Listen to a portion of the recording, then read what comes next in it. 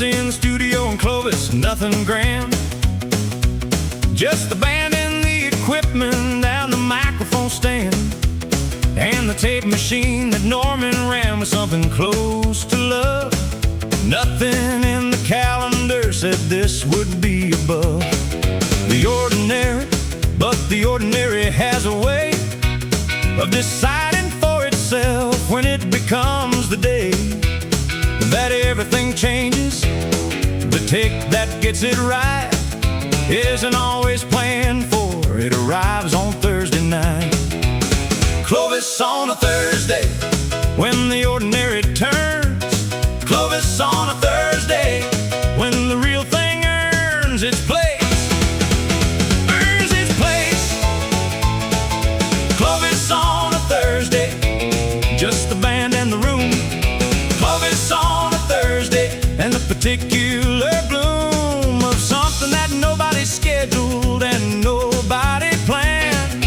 Clovis on a Thursday, and the music took a stand.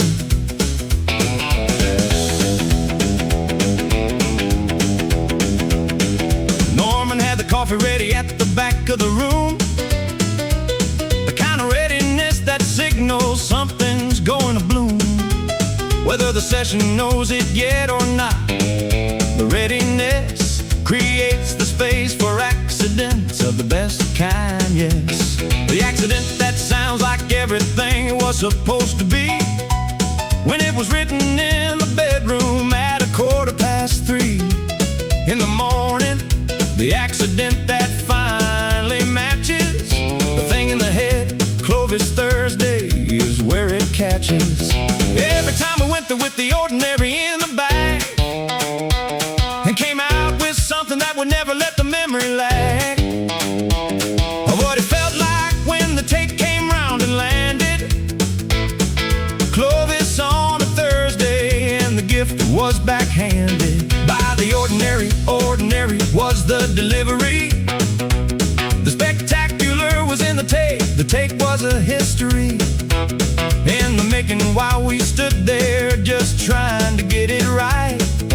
Clovis on a Thursday, and it happened on a night. Clovis on a Thursday, when nobody was watching. Clovis on a Thursday, when the real thing wasn't botching. Was arriving clean. Clovis on a Thursday, just the band and the room. Clovis on a Thursday, and the particular bloom of something that nobody scheduled and nobody planned. Clovis on a Thursday, and the music took a stand.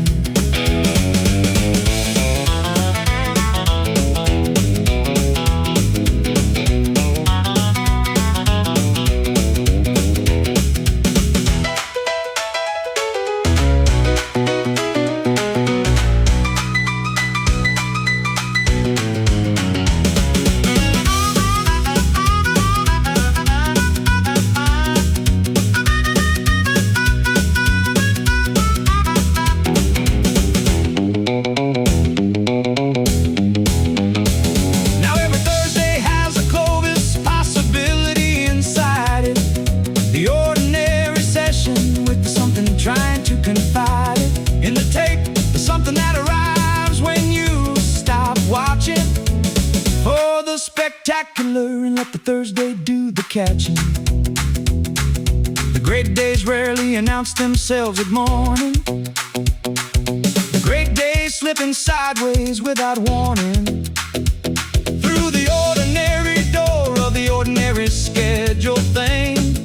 Clovis on a Thursday, and the Thursday starts to sing. Clovis on a Thursday, just the band in the room. Clovis on a Thursday, and the particular bloom of something that nobody scheduled and nobody planned. Clovis on a Thursday, and the music takes its stand.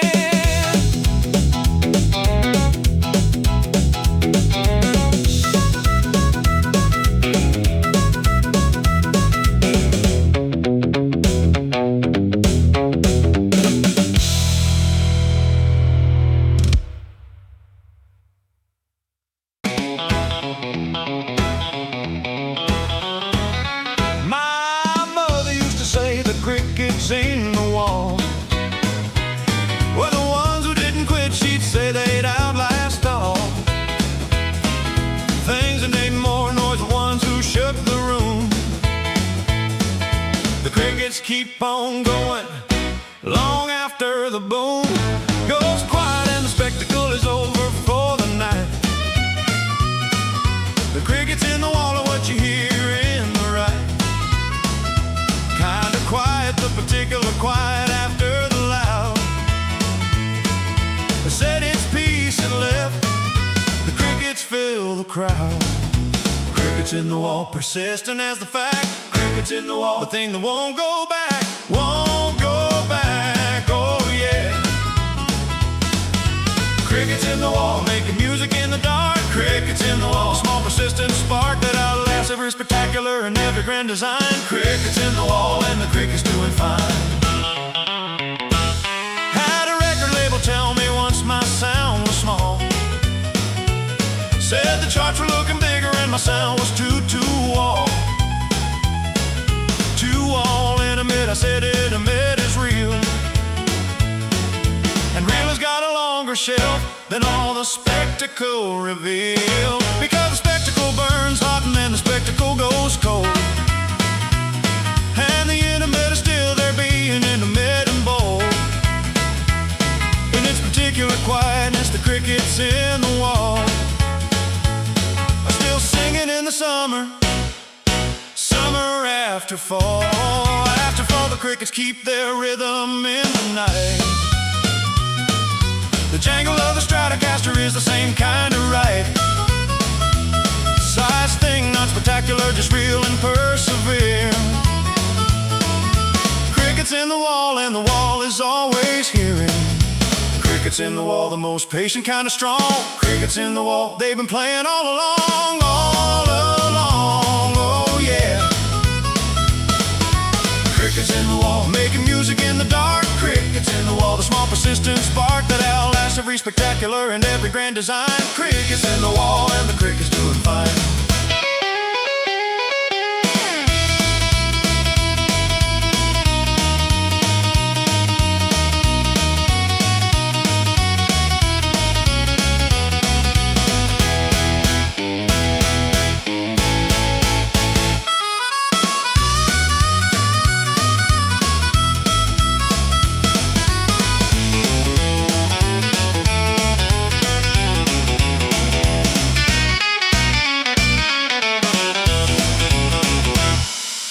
I am the crickets in the wall of the music world. The particular persistent jangle always unfurled. Through whatever decade comes, the crickets outlast the trend. Crickets in the wall, and the crickets never end. The loudest room goes quiet, the spectacular subsides. But under all the quieting, something small still rises. The frequency, the patient one, the real one, the one that stays.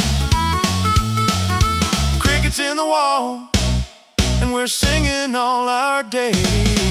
Crickets in the wall, making music in the dark. Crickets in the wall, the small persistent spark that outlasts every spectacular and every grand design. Crickets in the wall, and the crickets are just fine.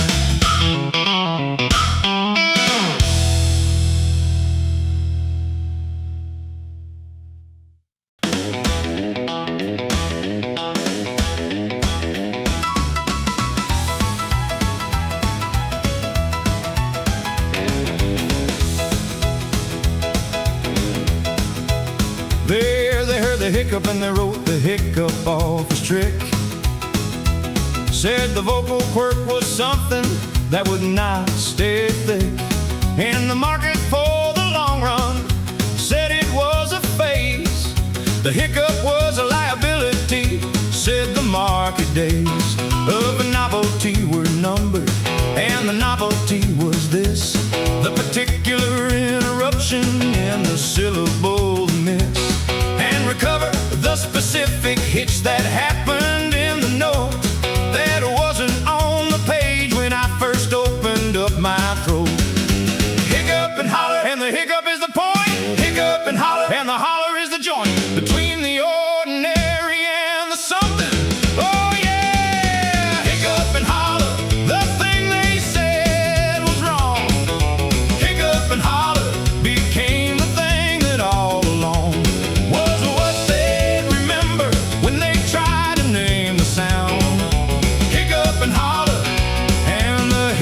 held its ground. I've been in studios where engineers turn to the dial and ask me, could I smooth it? Could I hold it for a while without the interruption? And I tried it for a take, and what came out the other side was something you could fake, but couldn't feel the smoothed out version. Had the notes in all the places, but it didn't have the thing that fills the silences and spaces with the particular person who was doing the performing. The hiccup is the signature, the hiccup is the forming of the sound into a human thing, because the human voice is not a smooth delivery. The human voice has choice built into it by the fact of being alive and present. The hiccup and the holler is a present. To the listener it says, this is real, this is now, this is the particular human being showing you how. The voice becomes the music by refusing to be clean. Hiccup and holler, that's what real voices mean. Hiccup and holler when they try to smooth it out. Hiccup and holler, we had the strongest doubt that smooth was the answer. Oh yeah. Hiccup and holler, the thing they said was wrong. Hiccup and holler became the thing that all along was what they'd remember when they tried to name the sound. Hiccup and holler, and the hiccup held its ground.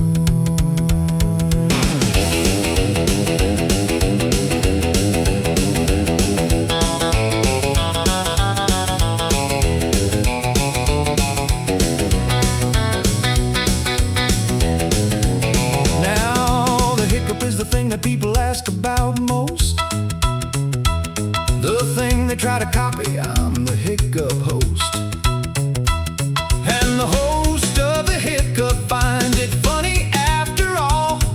The thing they said would hurt me is the thing they most recall.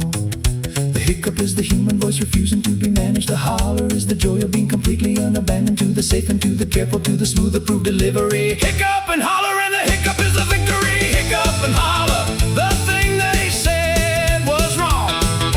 Hiccup and holler became the thing that all along was what they'd remember when they tried to name the sound. Hiccup and holler, and the hiccup held its ground.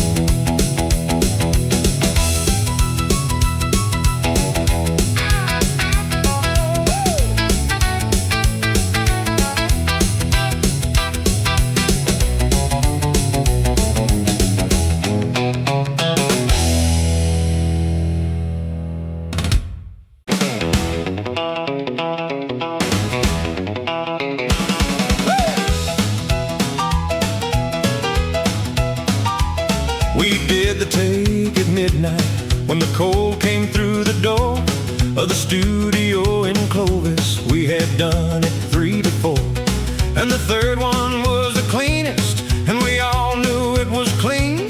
But the fourth one had the thing that lives between the notes, the catch in the voice, said the word that meant the most, the slight imperfection that the perfect was the ghost of. I said, Norman, which one?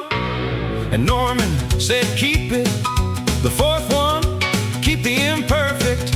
And I'd repeat it every time I had the choice between the clean and true. Norman said, keep it. And I knew what Norman knew. Norman said, keep it, the take that has the human in. Norman said, keep it, the real is where you begin, where you begin, oh yeah. Norman said, keep it, and the keeping was the art. Norman said, keep it, the imperfect is the heart of everything that makes a listener lean into the room. Norman said, keep it, and the imperfect was in blue. There's a theory in studios about the perfect take, that the perfect take is always what the record wants to make. It's case with, and the theory has its logic, I suppose, but the perfect take is sometimes where the music closes into becomes a version without the seam, without the human fingerprint, without the dream of the person reaching for the note and almost landing it exactly right. The almost is the most authentic thing the voice can give the ear. The reach is what the listener feels, the stretch toward the speech that means the most. Norman knew this in the room. The fourth take kept the reach, and with the reach came the bloom of the truest version, not the cleanest, not the one without the fingerprint, the one that when it's done leaves something of the person in the air. The real thing, Norman said keep it, and the real thing had its wing. Hey! Norman said keep it, the fingerprint in the wax. Norman said keep it, the human in the tracks, in the tracks, oh yeah. Norman said keep it, and the keeping was the art. Norman said keep it, the imperfect is the heart of everything that makes a listener lean into the room. Norman said keep it, and the imperfect was in bloom.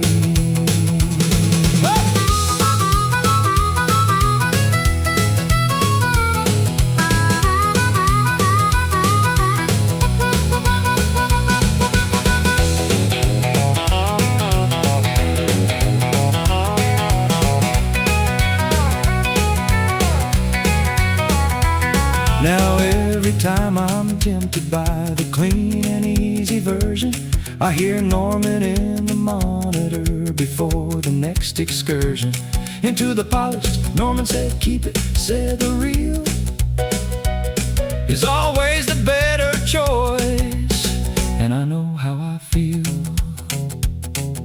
The records that still find people 30 years from when they're made are not the cleanest ones. They're the ones that haven't faded, because the human fingerprint is still inside the groove. Norman said keep it, and the keeping is the proof. Woo! Norman said keep it, and the keeping was the art. What Norman said keep it, the imperfect is the heart of everything that makes a listener lean into the room. Norman said keep it, and the imperfect is in bloom.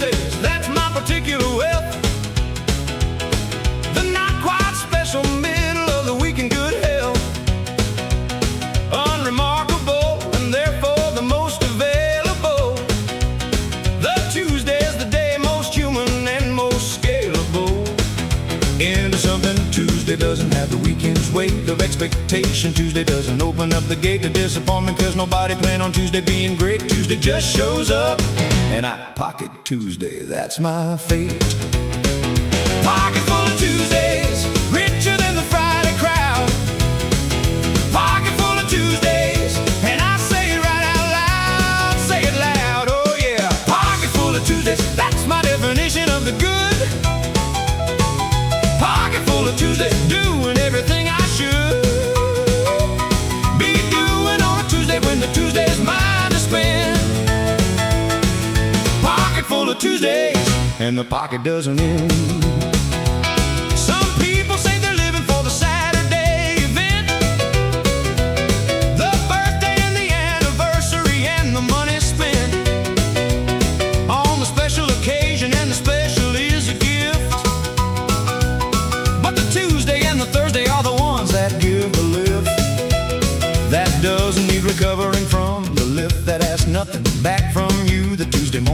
stuffing of the life itself, not the dressing and not the skin, but the actual inside thing. The Tuesday is the win. That happens with a fanfare in the grocery and the street. The Tuesday is the place where actual people actually meet. Actually, the Tuesday is the realest day I know. Pocket full of Tuesdays, and I pocket everyone below.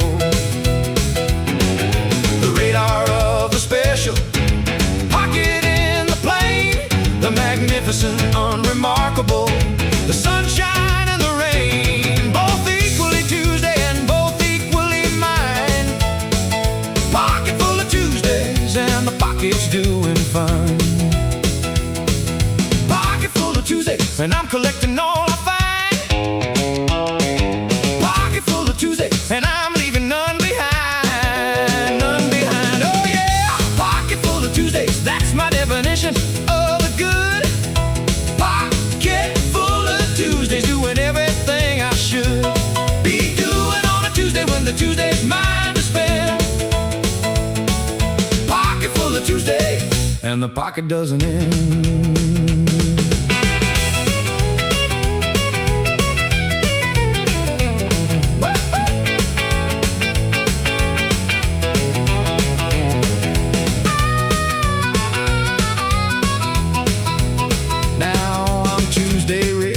Rich is real rich, the kind that doesn't swing with the market or the hitch in the economy. My Tuesdays are recession-proof. The pocket full of Tuesdays is my permanent reproof to every theory that the ordinary is a lesser. Every Tuesday in my pocket is my professor of the actual living. Actual is all I need. A pocket full of Tuesdays, that's my creed. Friday wealthy people count their weekends and their events. Tuesday wealthy people count the morning and the cents of the coffee and the neighbor and the bird outside the window. Pocket full of Tuesdays, that's my particular rainbow. Pocket full of Tuesdays, that's my definition of a good pocket full of Tuesdays, doing everything I should be doing on a Tuesday when the Tuesday's mine to spend.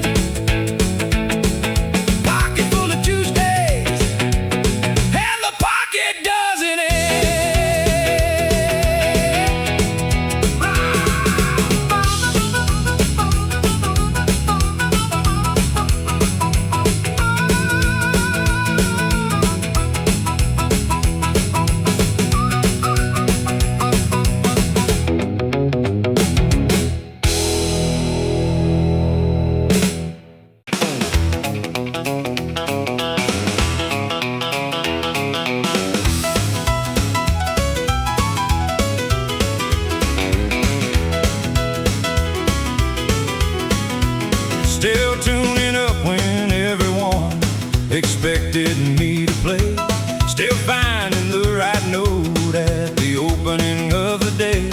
Still bending the string to the particular pitch that the song in the chest is asking for. The hitch between what I can do and what the music wants me to is not a failure, it's the reason I continue through the morning and the decade after that. Still tuning up, and I mean it just like that. Still tuning up, still finding the right frequency. Still tuning up, still chasing the consistency. Still tuning up, which means I haven't finished yet. Still tuning up, which means the best note isn't set in stone or in the catalog or in the finished shelf. Still tuning up, and the tuning is the self.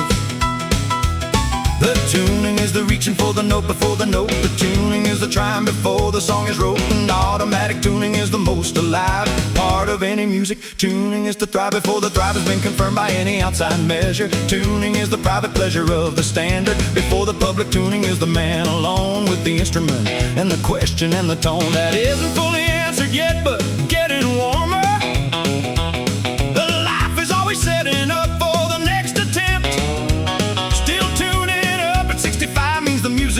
never spent, never finished, still the most important thing in every tent. Still tuning up, still finding what I'm looking for. Still tuning up, still reaching for the note before. Still tuning up, which means I haven't finished yet. Still tuning up, which means the best note isn't set in stone or in the catalog or in the finished shelf. Still tuning up, and the tuning is the self.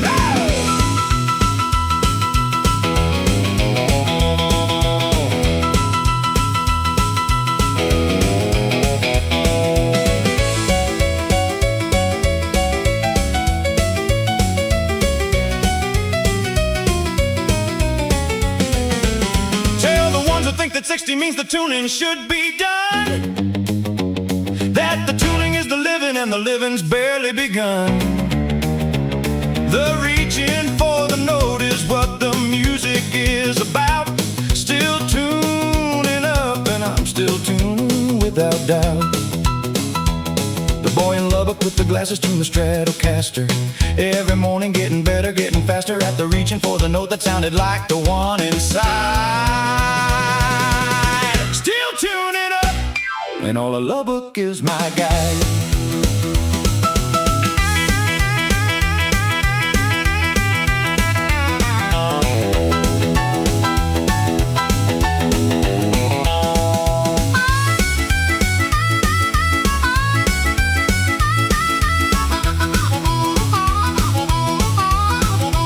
Still tuning up, which means I haven't finished yet. Still tuning up, which means the best note isn't set in stone or in the catalog or in the finished shelf. Still tuning up, and the tuning is still the same.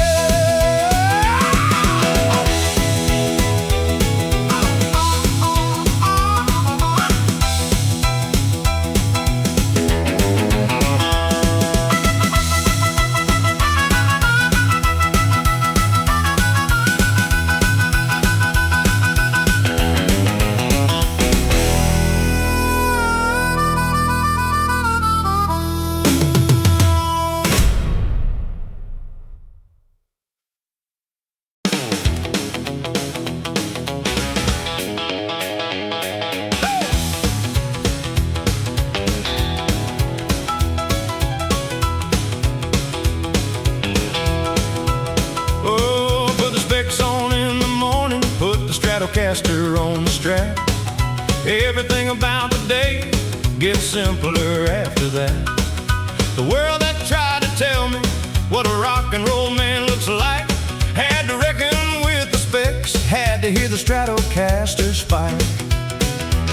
A sound above the conversation, both of them together said this is who this person is in every kind of weather. The man with the particular equipment chose the items, and the items chose him back, and all the requiems they sang for his commercial viability aside. The specs and the Stratocaster, and together they're my ride. Specs and the Stratocaster, the signature and the song.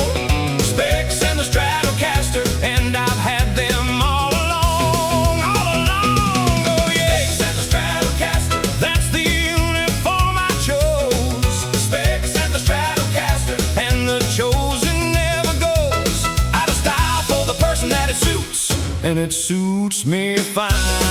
Specs and the Stratocaster, the permanent design. There's an industry that likes the image first and music after. Likes the image first and builds the music in the rafters. Of the image I reversed the order, music first, and let the image be the man who showed up with the thirst for getting the thing right. And the man who showed up happened to have specs, happened to have a Stratocaster that had mapped him to the way he thought about the notes. The Stratocaster,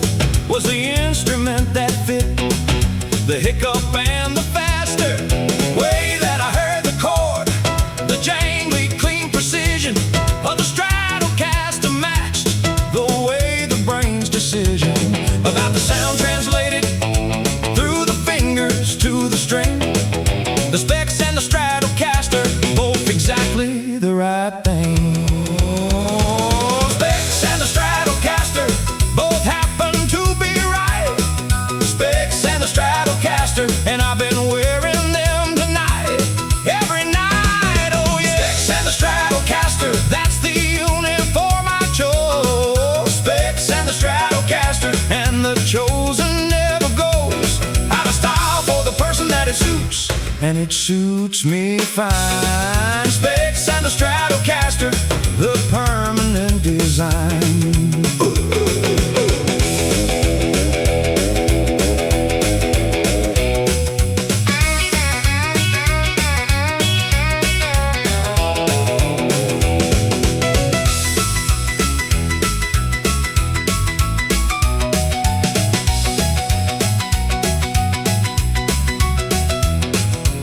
Now the specs are on the wall, in museums and in prints, and the Stratocaster copies number more than any hints of the original could count.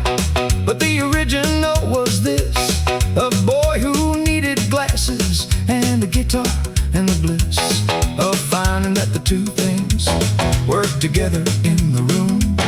The specs to see the world clear, the Stratocaster for the bloom of the clear world in the music. I see it and I play it, the specs and the Stratocaster, and I wouldn't trade away it.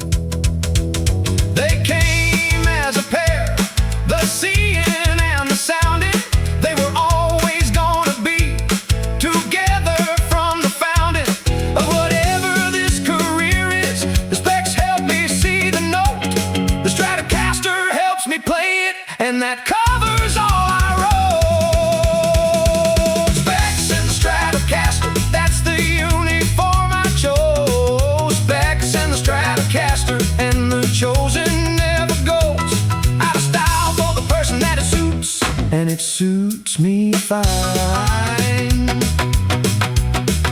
Specs and the Stratocaster, the permanent design.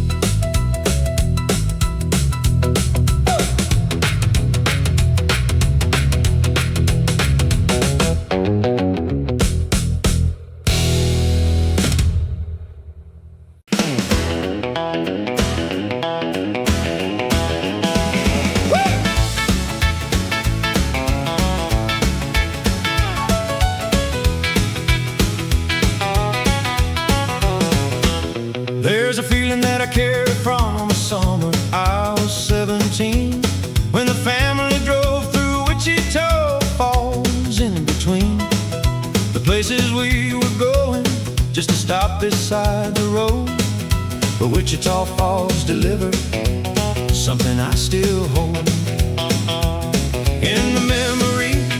Not the geography or name, but the particular quality of afternoon sand, particular golden dusty distant feeling of the plane that says you're made of this, and this will still remain. When everything that seems important in the present has resolved itself to past, the Wichita Falls descent of light on a particular afternoon in a particular year is the compass that I use when I need to know we're here. Actually is in relation to the self I always am. Beneath the years, the Wichita Falls feeling is the jam that fits between the boards of every version of the man. The Wichita Falls feeling is the ground plan. The Wichita Falls feeling when I need the compass back.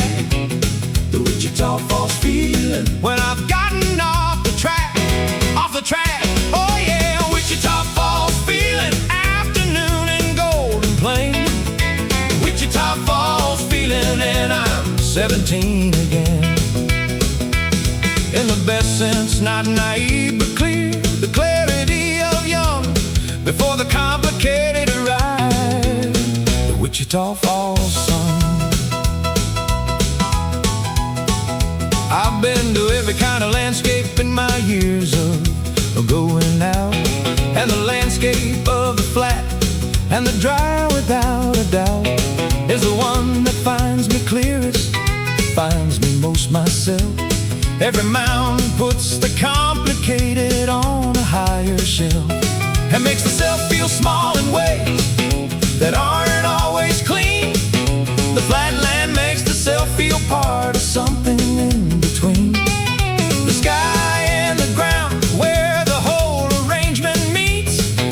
The Wichita Falls feeling is where myself defeats.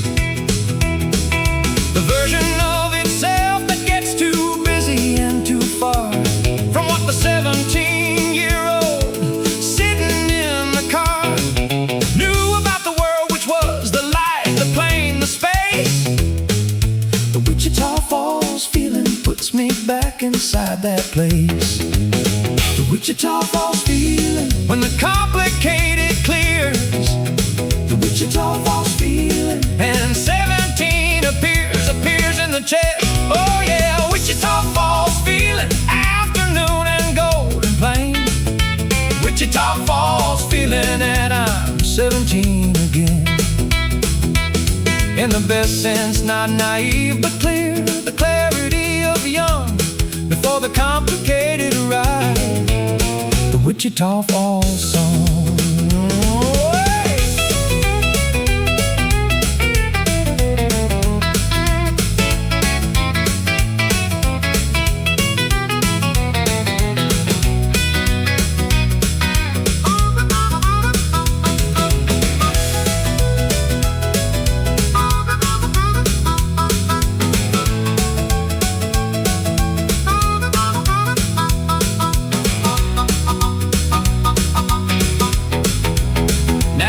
Check the Wichita Falls feeling like a man checks a watch, not for time but for the self, to see if the notch of who I'm supposed to be still lines up with who I am. The Wichita Falls feeling is the permanent exam. You don't have to go to Wichita Falls to get the feeling. The feeling is a frequency. The feeling is the healing, particular to you, the afternoon you always carry. The Wichita Falls feeling, and it never wants to tarry. Oh, Wichita Falls feeling, afternoon and golden plain. Wichita Falls feeling, and I'm 17 again. In the best sense, not naive but clear, the clarity of young. Wichita Falls feeling, and the feeling still gets sung, yeah.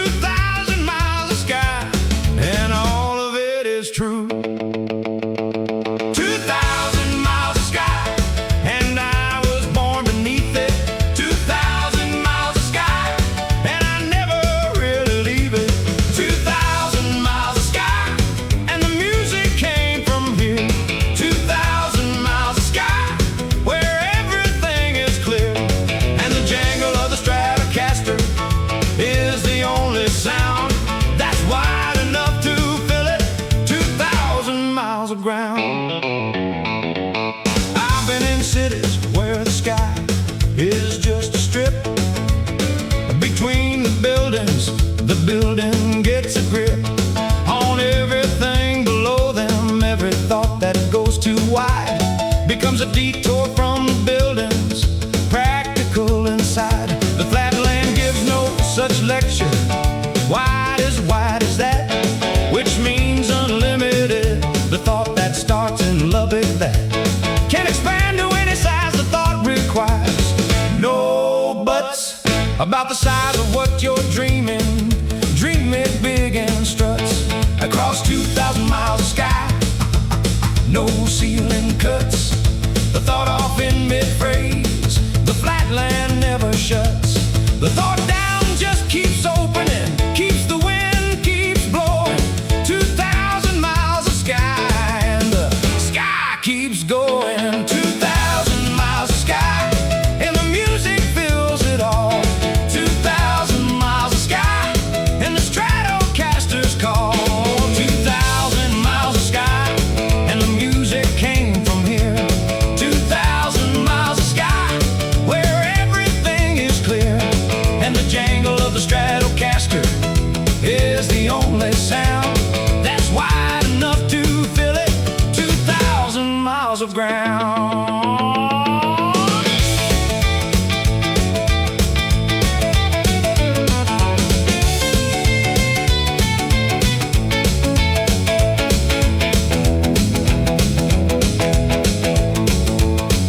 Now wherever I end up, the 2,000 miles of sky is always in a particular place that never says goodbye. Inside the chest, the storage tank is big enough to fill 2,000 miles of sky, and it's carrying me still. The sky doesn't end at the horizon, it keeps going past the point your eye can follow, keeps on growing.